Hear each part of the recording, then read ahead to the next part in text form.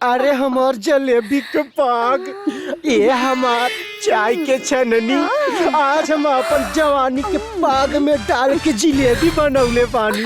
आके डूब जा हमारी मिर्ची। ए हमार फोफी के फोफा, हम तो चाहते बानी कि तोहर जवानी के पाक में डूबी उपराई, लेकिन का करी, ये तोहर भगिन बाबा ना वो बीच में छनोटा डाल देता। अरे ससुर कुत्ता कमीना, नजर लगावत ही का? अरे सारे घोड़ पड़ास, अरे जौने दिन हमारे नजर में आ जाइए ना, उनके के काट देव और उनके छनौटा के घनौटा भेज देव और घोपड़ास के रोहतास भेज देव। बाकी आज के हमार डोज दे दा, ये हमार फुलझड़ी। तो आई ना, चली।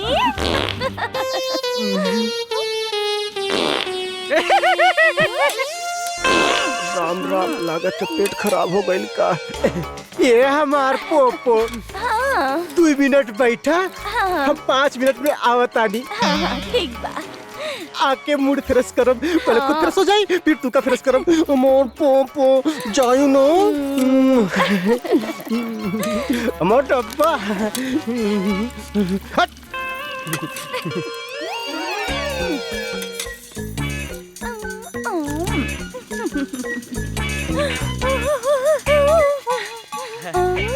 तावा के पैसा,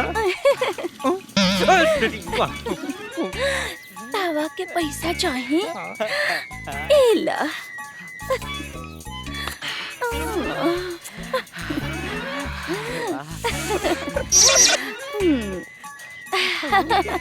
तोरा के भी चाहिए? एला।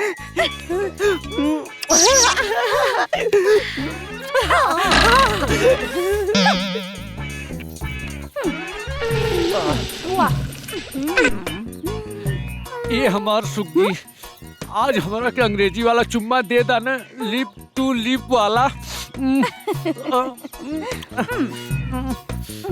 सुनी, ए लिप टू लिप वाला चुम्मी ना तोहार सरपस मामा चटी है।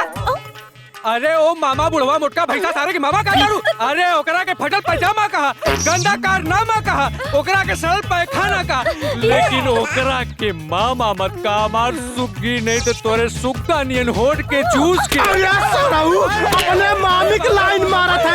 अरे हमार बहन तो सब छोड़ा बना। अरे सारे काटा बात भाग बात पूरा का उड़ा के मारत